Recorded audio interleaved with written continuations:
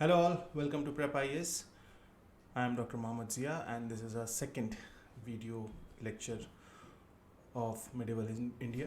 हमने कहा था कि हम 10 लेक्चर की एक सीरीज़ करेंगे जिसमें आज दूसरा लेक्चर है. And what today we are going to talk about? We are going to talk about the kingdoms of Deccan. आपने देखा कि हमने पिछले लेक्चर में किस तरीके से नॉर्थ इंडिया की बात की कि before the advent of Delhi सल्तनत से पहले नॉर्थ इंडिया में क्या हो रहा था. और आज हम देखेंगे कि उसी दौरान उसी कंटेम्प्रेरी पीरियड में जब हम जिस टाइम पीरियड की हमने पिछले लेक्चर में बात की थी उसी कंटेम्प्रेरी पीरियड में साउथ इंडिया में क्या हो रहा था, डेक्कन की तरफ क्या हो रहा था. And that is why the topic for the day is kingdoms of Deccan. So one thing that was common जो हमने पिछले लेक्चर में बात की थी वो हमने बात की थी tripartite struggle for Kannauj.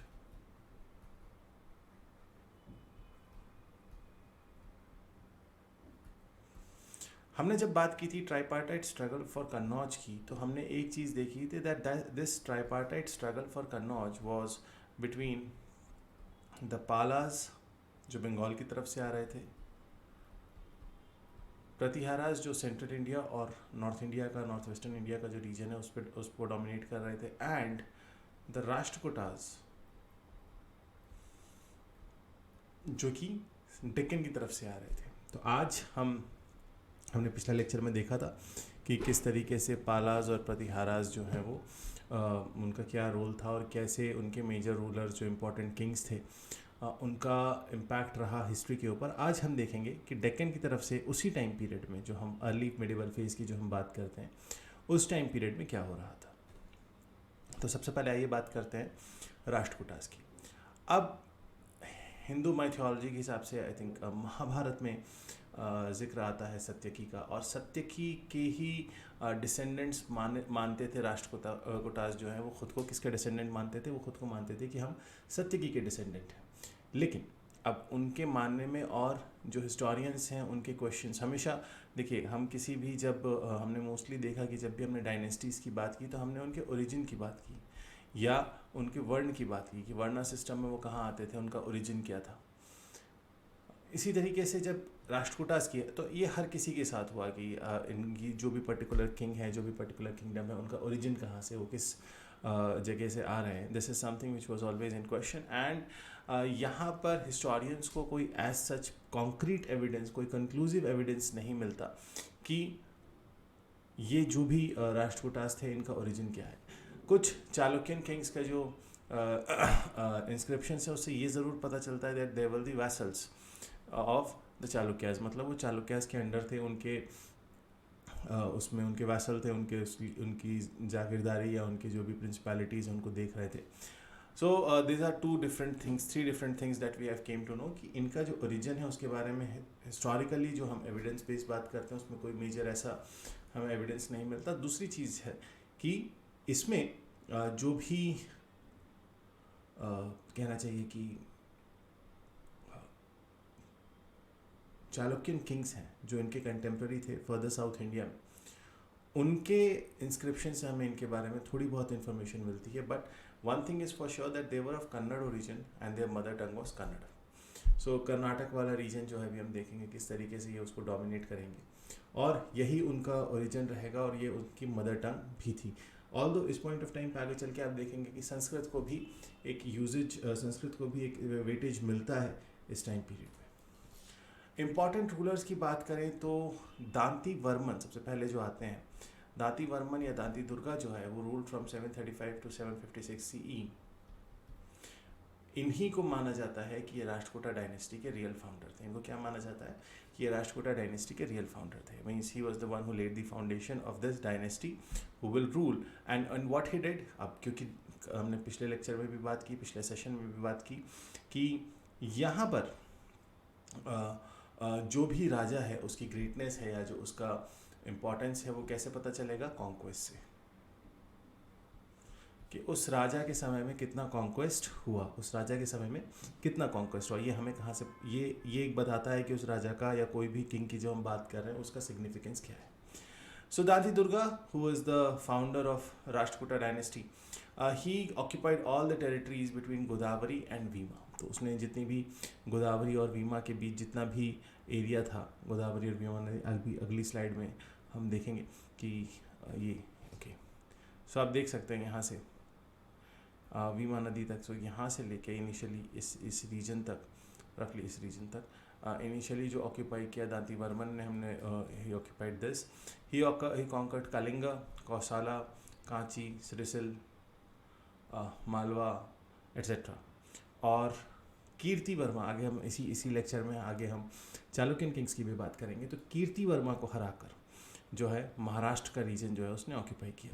So again किसी भी राजा की ग्रेटनेस किस पे डिपेंड करती थी इस पॉइंट ऑफ टाइम पे जब भी हम बात कर रहे हैं, that is how much he has conquest. उसके बाद he was succeeded by Krishna one, और कृष्णा वन ने जो भी बाकी की बची हुई टेरिटरीज़ थी, जो भी बची हुई टेरिटरीज़ थी जो कि चालुक्यंस के अंडर आ रही थी, उन सारी टेरिटरीज़ को भी ऑक्यूपाई किया। And most important, he occupied the Konkan region. He occupied, you can see this region, he occupied this Konkan region. Okay, he also defeated Vishnuvardhana of Vengi and the Ganga king of Mysore. मतलब वही conquest कितना ज़्यादा था, कितने राजा को हराया and all that, यही बताता था कि कोई राजा कितना महान है। He was a great pattern of art and architecture, और यही आपको ध्यान रखना है, this is your possible prelim question, that is Kailash temple at Ellora. So Ellora में जो कैलाश टेम्पल है वो किसने बनाया, that was build by Rashtrakuta king Krishna one. Krishna one का time period is 756 to 774 AD। बस आपको ये 3 चीज़ें ध्यान रखनी है। क्यों? क्योंकि कई बार कुछ चीज़ें ऐसी होती हैं जो उससे कंटेम्प्रेरी नेचर की पूछ ली जाती हैं। तो अगर आप वहाँ पर रिलेट नहीं कर पा रहे हो, लेकिन अगर आपको टाइम पीरियड याद है, आपको टाइम पीरियड पता है कि यहाँ से लेके यहाँ तक जो था वो रूल था, तो ये दिस इज़ गुड इनफ, आप उसको कोरिलेट कर पाओगे। क्योंकि कई अब जो क्वेश्चंस होते हैं यूपीएससी में, ख़ासतौर पे अब जो क्वेश्चंस आने लगे हैं, वो क्वेश्चंस डायरेक्ट तो मतलब होते तो वो बहुत ही फंडामेंटल नेचर के हैं, लेकिन वो डायरेक्ट ना होके थोड़े से आपको उसमें प्रेजेंस ऑफ माइंड, थोड़ा सा आपको कोरिलेट करना पड़ेगा, थोड़ा सा आपको कनेक्टिविटी बैठानी पड़ेगी किसी भी चीज़ में, किसी भी सवाल का जवाब देने से पहले। ठीक है, तो ये अगर आपको इन चीज़ें पता है कि Kailash temple Ellora was build bye Krishna one, जिसका टाइम पीरियड 756 टू 774 है। कई बार वो इससे कुछ कंटेम्प्रेरी क्वेश्चन पूछ लेंगे तो it would be easier for to answer. As I told you earlier, so ये हमने ट्राइपार्टाइट स्ट्रगल में देखा था लास्ट उसमें, कि ये वाला जो हिस्सा था, ये कन्नौज को बस छू के वापस आ गए। तो ये पूरा region, now you can see this whole region is the Rashtrakuta empire. This whole region is the Rashtrakuta empire. और आप देखेंगे कि ये रीजन मान्यखेत, जिसे आज के टाइम पे मलखेड़ भी कहा जाता है, ठीक है, ये उनकी कैपिटल हुआ करती थी। फिर आते हैं गोविंद 3, नागभट्टा 2, वो जो हमने गुर्जर किंग, गुर्जर प्रतिहारा में जो देखा था, तो नागभट्टा 2 को किसने हराया, बिकॉज वो ट्राइपार्टाइट स्ट्रगल चल रहा था between the Palas, the Pratiharas and the Rashtrakutas. तो यहाँ पर राष्ट्रकूटाज और प्रतिहाराज के बीच जो डिफरेंस, जो बैटल था या जो कॉन्फ्लिक्ट था, उसी कॉन्फ्लिक्ट के टाइम पीरियड में गोविंद 3 फ्रॉम 793 टू 814 AD इसने क्या किया, इसने हराया किसे, नागभट्टा 1 को। लेकिन यहाँ पे एक चीज़ नोटेबल ये है कि जब ये हो रहा था तो जो पाला किंग था, धर्मपाल, हमने देखा था लास्ट क्लास में, धर्मपाल उसने क्या किया, वो, अब ये तो ट्राइपार्टाइट स्ट्रगल है, एक टाइप है पाला, एक टाइप है प्रतिहारा, एक साइड है राष्ट्रकूटा। अब ये इन्होंने क्या किया, इन दोनों ने, पालाज और राष्ट्रकूटा ने अपनी एक तरीके से टीमिंग कर ली, एक तरीके से ग्रुप बना लिया, and then they attacked this part. Okay, इसका जो किंगडम था विंध्या से लेके Tungabhadra river, so Vindhya mountain से लेके तुंगभद्रा रिवर का जो एरिया था, that was under Govind 3। Govind 3 ruled from 793 to 814 AD। Then Amogh Varsha 1, मैंने आपको लास्ट सेशन में भी बताया, लास्ट वीडियो में भी बताया कि किस तरीके से अमोघ वर्षा जो है राष्ट्रकूटा का सबसे इम्पोर्टेंट रूलर होगा, और किस तरीके से he will have a war with the Pratiharas and the Palas and the so on. So no doubt ये गोविंद 3 का बेटा था अमोघ Varsha 1, and he ruled from 814 to 878. Now you can imagine how long the time period is, how long the duration is. So 814 to 878 AD, and he was the one जिसने मान्यखेत कहा जाता था, अब मलखेड़ कहा जाता है, कर्नाटक में आता है, और उसको अपनी कैपिटल बनाया. He was a great pattern of literature and education. और ये हमें एक एविडेंस ये भी मिलता है that he was the one who got converted to Jainism by Jinasena, who was a Jain monk. अब उस टाइम पे हमने देखा कि अभी जब हम जैनिज्म को आपने पढ़ा होगा तो आपने जैनिज्म में एक चीज़ देखी होगी कि जैनिज्म जो है वो लार्जली साउथ इंडिया और वेस्टर्न इंडिया में बहुत ज़्यादा प्रेवलेंट था. और ये यहाँ से भी हमें दिखता है जब चंद्रगुप्त मौर्य भद्रबाहु के साथ जब मगध में अकाल पड़ता है, मगध में सूखा पड़ता है, तो चंद्रगुप्त मौर्य भद्रबाहु के साथ साउथ की तरफ जाते हैं, कर्नाटका में ही जाते हैं वो. और उसी के बाद लौटने के बाद जो है वो we saw the sectarian division. So Jainism में जो है साउथ में जैनिज़्म का अच्छा इम्पैक्ट था, और ये हमें यहाँ पे दिखता है. अब कई बार हिस्ट्री में ऐसा होता है कि मोस्टली जो हमें अकाउंट्स मिलते हैं, जो राजा हैं, जो कहना चाहिए कि जो रूलर्स हैं, उनके जो भी हमें अकाउंट्स मिलते हैं, जनरली वो लोग लिखते हैं जो उन्हीं के जो जिनको वो पैट्रनाइज करते हैं, या वो लोग लिखते हैं जिनको अपॉइंट किया जाता है ख़ास इसी बात के लिए कि आप हमारे बारे में लिखिए. इस वक्त के राजा करते थे, आगे चल के ये आपको बहुत आगे तक भी मिलेगा, ये आपको मुगल्स में भी दिखेगा. तो जनरली जब ऐसे किसी इंसान ने कोई हिस्टोरिकल अकाउंट लिखा होता है जिसको राजा ने खुद अपॉइंट किया था, या वो राजा को पैटर्नाइज करना चाह रहे थे, अगर इस वजह से किसी ने लिखा है, तो हम ये देखते हैं कि वो बहुत ज़्यादा प्रेज्ड नेचर, बहुत ज़्यादा जो है वो पॉलिशिंग नेचर का होता है, जिसमें बहुत अच्छी अच्छी चीज़ें लिखी होती हैं. डेफिनेटली वो अच्छी चीज़ें लिखी जाएंगी, क्योंकि राजा ने ही उनको ये काम करने के लिए कहा है, राजा ने ही उन्हें ये काम करने के लिए कहा है. लेकिन हम हमेशा एक चीज़ देखते हैं कि जो ट्रैवलर्स होते हैं, जो दूसरी कंट्रीज से आते हैं, इंडिया आए, उन्होंने किसी पर्टिकुलर राजा का जो है ड्यूरेशन को विज़िट किया, उसके टेन्योर के टाइम उस पर्टिकुलर जगह को विज़िट किया, और ये देखा कि किस तरीके से जो है उनके बारे में लिखा. जो ट्रैवलर्स अकाउंट्स होते हैं, जो ट्रैवलॉग के अकाउंट होते हैं, वो एक बहुत इंपॉर्टेंट सोर्स ऑफ हिस्ट्री है. और हमें ये दिखता है that Suleman who was an Arab merchant, और वो भी जो है वो, क्योंकि तब तक हम देखते हैं this was the time period when we saw that the trade between Arab and India had already started, specially the Deccan. यहाँ पे आपको कॉन्टीन्यूसली दिखेगा कि ट्रेड जो है वो बहुत ज़्यादा फ्लरिश कर रहा था, तो अरब मर्चेंट्स, अरब ट्रेडर्स आ रहे थे. सुलेमान जो उस वक्त एक अरब मर्चेंट था, उसका अकाउंट ये कहता है कि Amoghavarsha one was one of the 4 greatest king in the world, other being the खलीफा of Baghdad, the king of Constantinople and emperor of China. जब हम कह रहे हैं खलीफा of Baghdad and the king of Constantinople, the king of Constantinople means modern day Istanbul. Constantinople means modern day Istanbul and the emperor of China. तो मतलब हम ये प्रॉस्पेरिटी, जो हम ग्रेटेस्ट किंग की बात कर रहे हैं, या जो हम प्रॉस्पेरिटी की बात कर रहे हैं, वो हम कहाँ से शुरुआत कर सकते हैं? हम कह सकते हैं दैट जो भी उस वक्त के ग्रेट किंग्स थे दुनिया के, उससे अमोघवर्षा को कंपेयर किया जा रहा था. मतलब there was existing some sort of और larger sort of prosperity in his rule. उसके बाद इंद्र III आता है. Indra III was the one he defeated and deposed Mahipala. The tripartite struggle continued. Krishna III, the last powerful and efficient king of the Rashtrakutas. So Krishna III from 939 to 967, CE, he was the last powerful and the efficient king of the Rashtrakutas. और he also succeeded in conquering Tanjore and Kanchi. मतलब इसने southward, जब हम कह रहे हैं थांजावुर जिसे आज कहते हैं, कांची कहते हैं, तो मतलब he was thinking about southward expansion.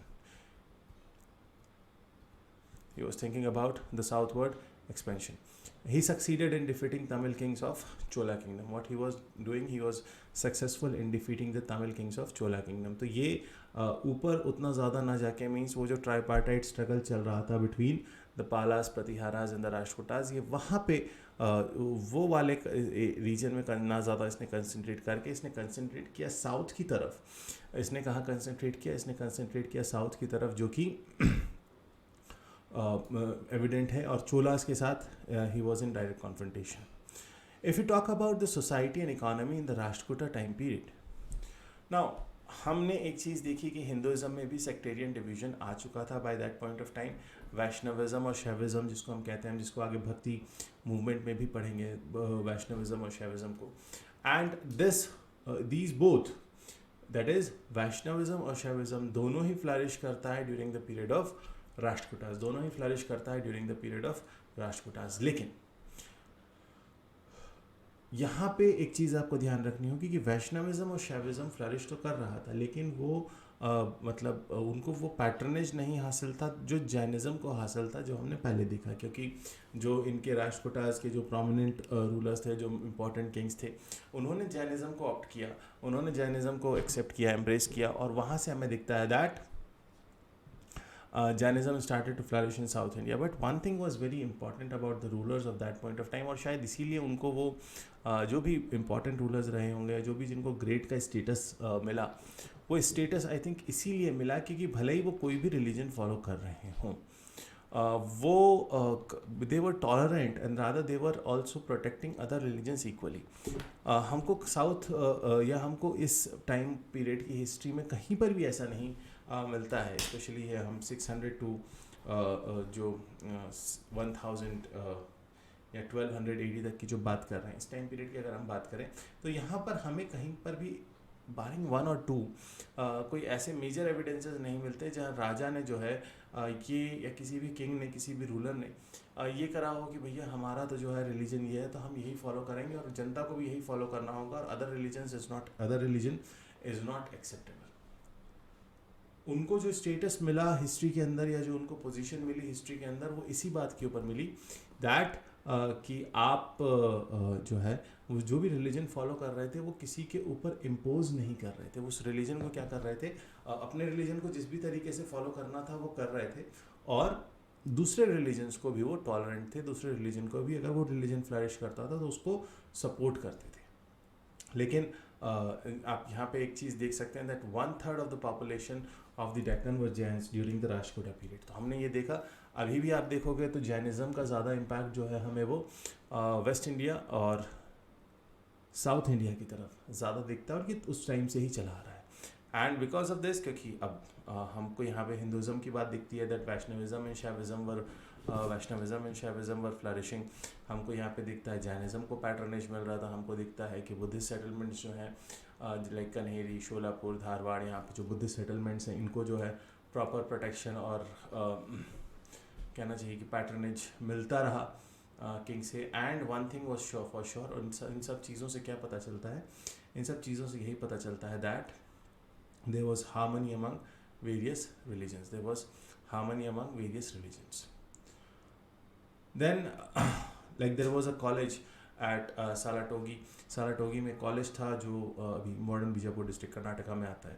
And ये कॉलेजेस या ये इंस्टीट्यूशंस कैसे चल रहे थे दैट जो भी endowments that were made by rich, the donations that were made by rich, and the villagers especially on the occasions of functions and festival, matlab there was an overall harmony in the society. There was an overall harmony within the society, and whenever you will find that there is an overall harmony, there is a social harmony or religious harmony in any society, you will find that this ultimately lead to a flourishing economy.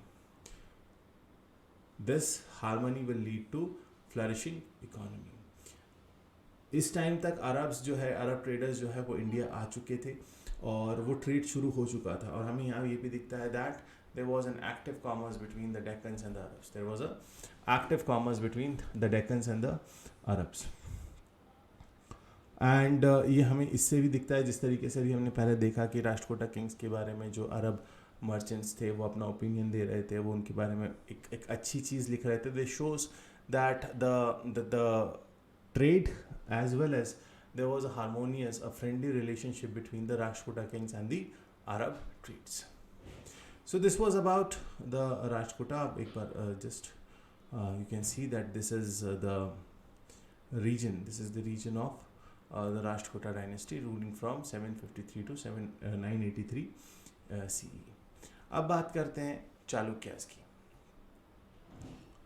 जो दक्षिण पथ था, अगर आपको ancient history याद हो तो हमने देखा कि आर्यंस ने और मगध के टाइम तक जो पूरा इंडिया का रीजन था उसको 3 हिस्सों में डिवाइड कर दिया गया था। पहला था आर्यवर्त,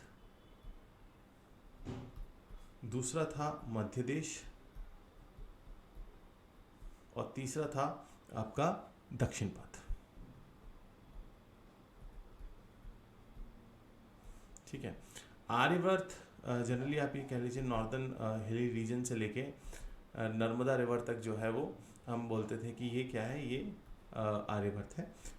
नर्मदा रिवर से लेके रफली आप कह सकते हो गोदावरी रिवर तक का जो रीजन है वो क्या कहलाता था, वो कहलाता है मध्य देश। और गोदावरी से जो नीचे रीजन है, गोदावरी से जो साउथ में है, उसे क्या कहा जाएगा, उसे कहा जाता था दक्षिण पथ।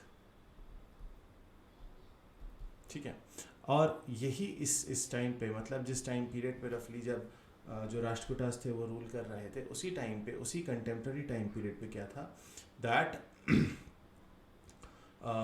जो दक्षिण पथ रीजन था, मतलब generally the region which was south of Godavari और साउथ ऑफ कावेरी, हम पेनिनसुलर रीजन की बात करें तो they were being ruled by the Chalukyas. अब यहाँ पे हमने एक चीज़ देखी, इंडिया का जो नॉर्थ साउथ डिवाइड है, जनरली हम उसे विंध्या, सतपुड़ा माउंटेन्स, नर्मदा, तापी रिवर्स को देखते हैं, और यहीं पे जो है बहुत ज़्यादा डेंस फॉरेस्ट है। In a series you must have seen that in the map also. तो ये यहाँ पे नर्मदा रिवर आ जाती है, ये नीचे से तापी आ जाती है, विंध्या है, सतपुड़ा है, तो यहाँ पे, और यहाँ पे आप देखोगे झारखंड वगैरह में भी जंगल अच्छा है। तो ये एक तरीके से जो ट्रॉपिकल फॉरेस्ट है हमारे यहाँ का, जो ट्रॉपिकल फॉरेस्ट है वो एक तरीके से डेक्कन को अलग करता है नॉर्थ इंडिया से। अब जो डेक्कन रीजन है उसने दो चीज़ें देखी। उसने पहली चीज़ देखी दैट उसने दो किंगडम्स का, दो डायनेस्टीज़ का राइज देखा। One was the Chalukyas, another was the Rashtrakutas. और यही वो टाइम था जब खिलजीज और तुगलक्स जो है वो साउथ इंडिया की तरफ एक्सपैंड करने की कोशिश कर रहे थे। चालुक्यास को जो है आप 3 हिस्सों में डिवाइड कर सकते हैं। नंबर 1 इज़ द बादामी चालुक्यास और वतापी। उनकी कैपिटल हुआ करती थी बादामी, आज के टाइम पे वतापी कहा जाता है कर्नाटका में। ये भी कर्नाटका वाले रीजन में हो रहा था। इसका सबसे महान रूलर था, इसके बारे में आपने पहले भी पढ़ा होगा, हर्षा के कंटेम्प्रेरी था, and that was Pulkesin II. Pulkesin II died in 642, so more or less he was contemporary to Harsha's time period in the north. फिर आते हैं ईस्टर्न चालुक्यास। ईस्टर्न चालुक्यास के एक्चुअली होता क्या है, Pulakeshin II again was a very strong ruler, और he was the one who actually defeated Harsha also. So Pulakeshin II के बाद जो है we saw a decline in the, we saw a further bifurcation in the Chalukyas. और चालुक्यास को हम लार्जली डिवाइड कर लेते हैं ईस्टर्न चालुक्यास और वेस्टर्न चालुक्यास में। चालुक्यास को हम किस में डिवाइड कर लेते हैं, ईस्टर्न चालुक्यास और वेस्टर्न चालुक्यास में। ठीक है। ईस्टर्न चालुक्यास की कैपिटल क्या थी, वेंगी, ये आपको ध्यान रखना है। एंड वेस्टर्न चालुक्यास की जो कैपिटल थी it was Kalyani. Western Chalukyas की कैपिटल जो थी इट वाज कल्याणी।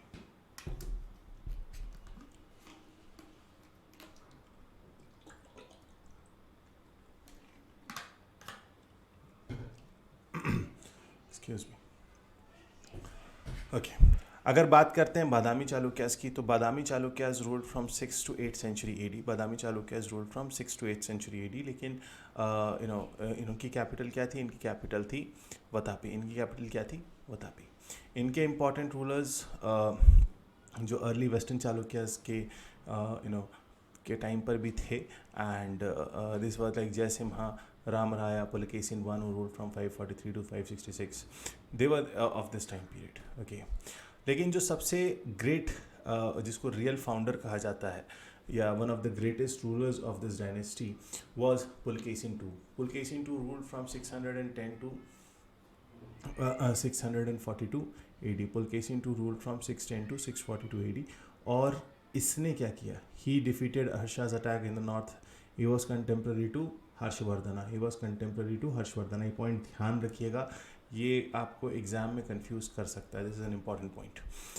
उसके अलावा उसने किसको हराया, उसने हराया गंगास को, मालवास को, पुरजरस को। तो मतलब ये भी कॉन्टीन्यूसली लड़ रहा था, और ये भी एक्सपैंड कर रहा था अपने टाइम पे टुवर्ड्स नॉर्थ। ओके। उसके अलावा ही defeated the Pallava in the south, Pallava का किंग कौन सा? पल्लवा किंग महेंद्र वर्मा वन को ये हराता है और कावेरी नदी से साउथ की तरफ अपना किंगडम जो है वो स्टैब्लिश करता है। एंड देयर ऑलरेडी ये तीन लोग जो थे ये मौजूद थे, चोलास, चेराज एंड पांड्याज। ऑलरेडी ये तीन लोग जो थे ये मौजूद थे और इनके साथ क्या होता है, ये फ्रेंड रिलेशन बनाता है। But Pulakeshin two is known for his Wars, known for his battle, and this is evident from the fact that he lost his life during the war.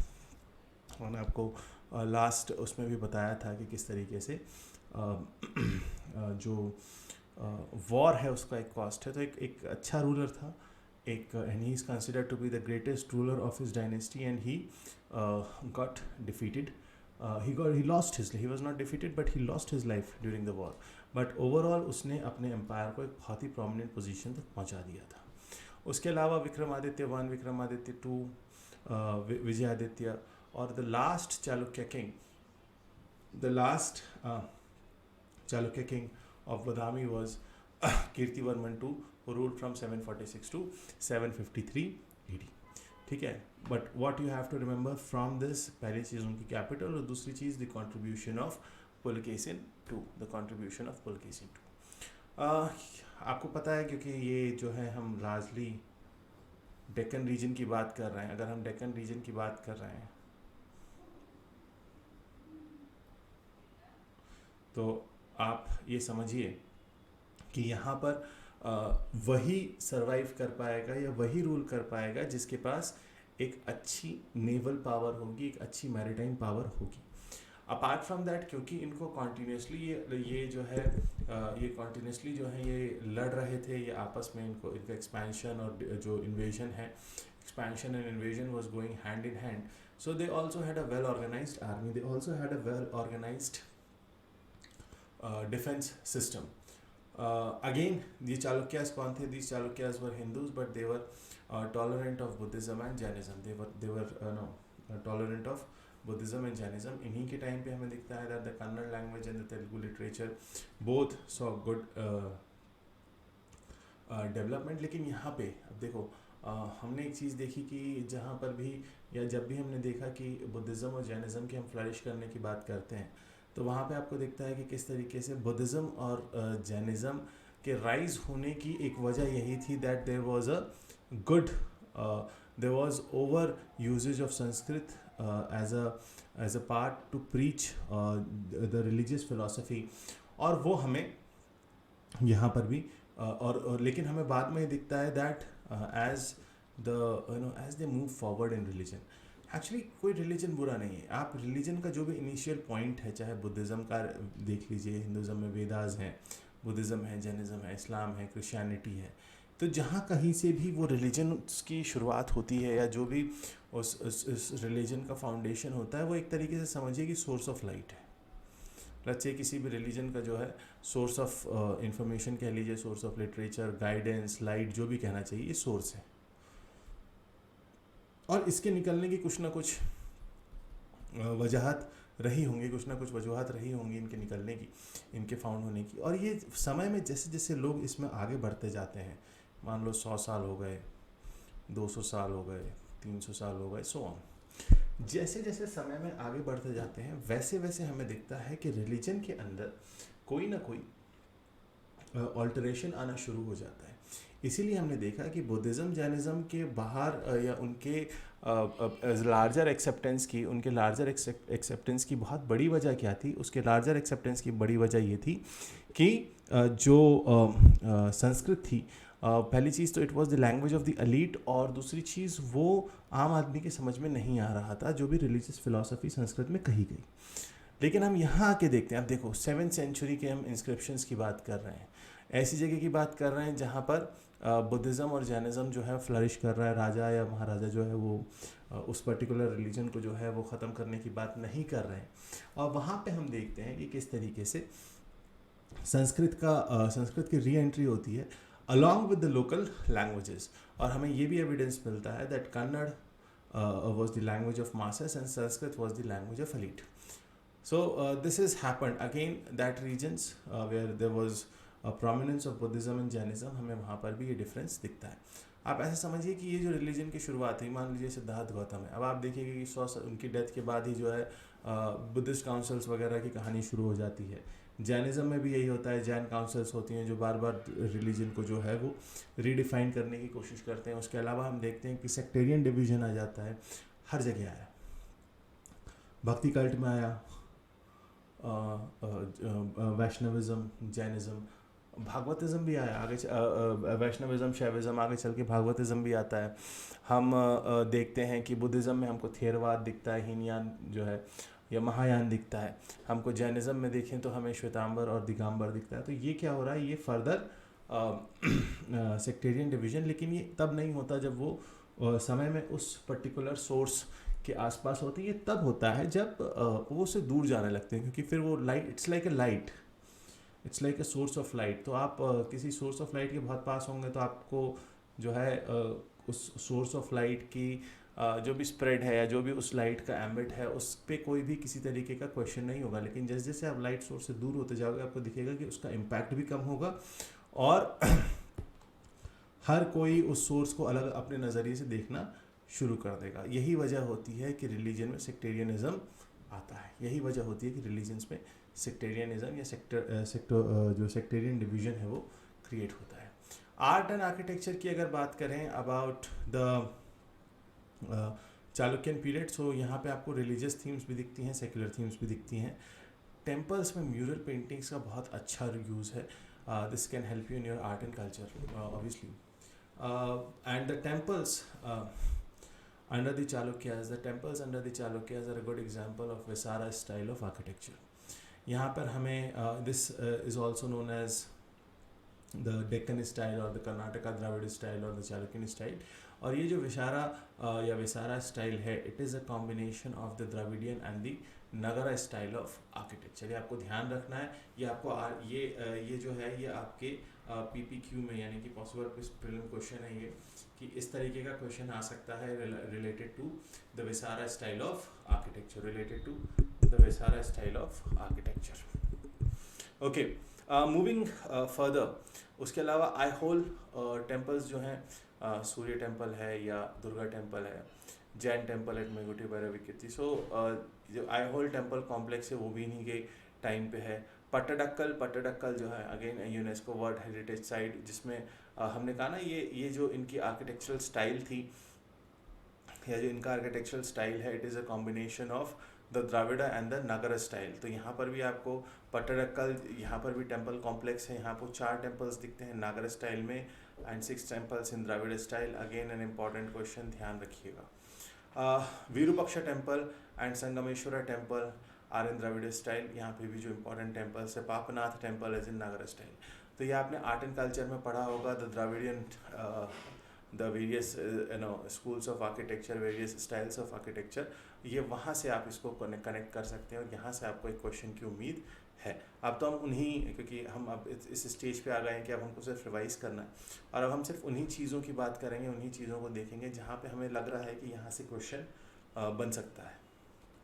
ठीक है, उसके अलावा चालुक्यास के बाद अगर हम बात करें तो एक और इम्पॉर्टेंट डायनेस्टी जो उस वक्त रूल कर रही थी साउथ इंडिया में, and that was the Hoysalas of Dwara Samudra. विनय आदित्य जो है, ये इन्होंने मैसूर से एक छोटी सी मैसूर को अलग किया, और दिस शोशवीर जो है उसकी कैपिटल थी and ruled over it. But the first important or the first distinguished ruler of the Vinay Aditya family, Vinay Aditya means ये यहाँ 1006 AD से लेके 1022 AD तक का जो टाइम पीरियड है, it is that time, और he was the one who shifted the capital to द्वार समुद्र। ये आपको पॉइंट ध्यान रखना है, ये हो सकता है इम्पॉर्टेंट है एग्जामिनेशन पर्सपेक्टिव से।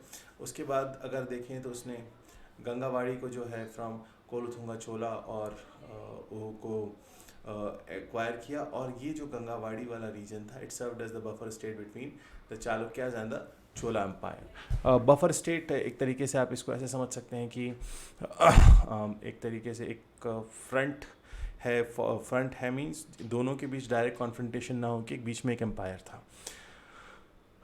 The next important ruler of this dynasty who ruled from 1773 to 1220 AD, मतलब अब ये उस रफली दिल्ली में, या हम नॉर्थ इंडिया की बात करें तो यहाँ पर आप देखोगे कि जो अरब टर्किश इन्वेजन है वो और ज़्यादा प्रोमिनेंट हो चुका है। और अब 1220 की अगर बात करें, we are talking about 1220, so by that point of time the what to call the Mamluk dynasty has already been established. ठीक है, सो वीर बल्लाल टू के टाइम पीरियड पे ये हुआ। देन नरसिम्हन टू, और इसके साथ ये हुआ दैट ही उस टाइम पे उसके कंटेम्प्रेरी जो यादव रूलर थे उनको वो हार गया क्या, territory between Krishna and Tungabhadra river, Krishna river and Tungabhadra river के बीच में जो भी हिस्सा था वो उधर हार जाता है। But he defeated Maravarman Sundara Pandya, मतलब he restored the Rajaraja 3 to the Chola throne, उसने चोला को रिस्टैब्लिश करने में मदद की। And with this is an important point which you can expect in examination, that he erected the pillar of victory at Rameshwaram. Important है that Narasimhan II erected the pillar of victory at Rameshwaram. Ballal III की बात करें, he was the last greatest ruler of this dynasty. He was the last greatest ruler of this dynasty. और ये contemporary किसके था?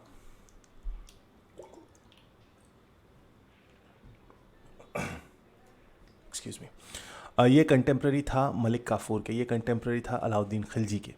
और ही was the one who he was defeated.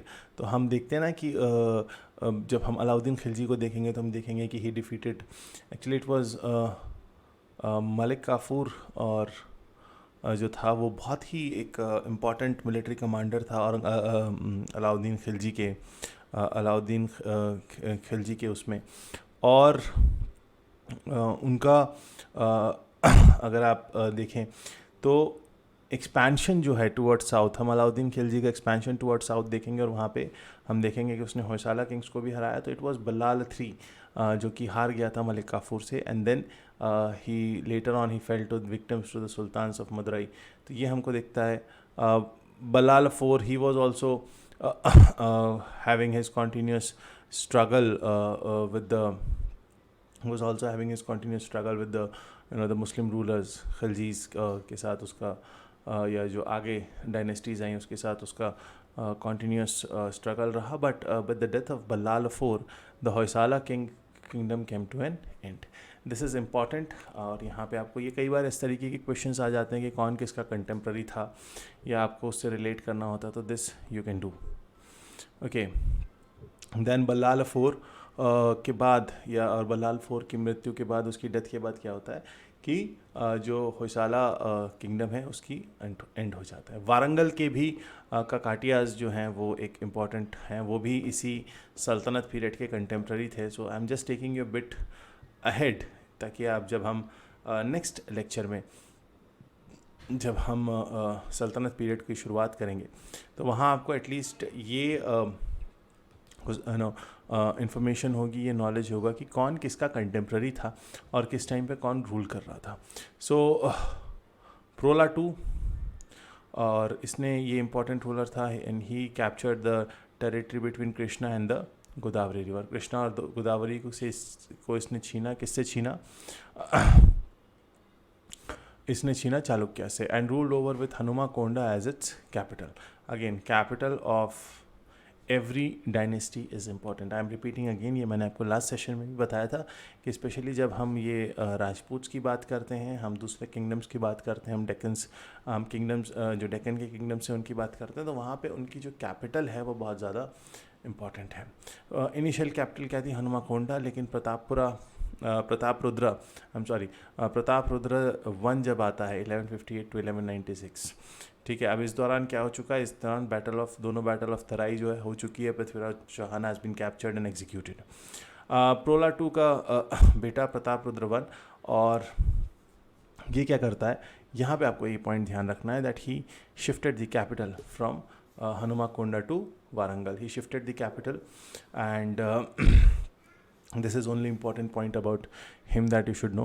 फिर Ganpati who ruled from 1199 more or less after him, 1199 to 1261. Now you can see 62 years of rule, and he was the next remarkable ruler.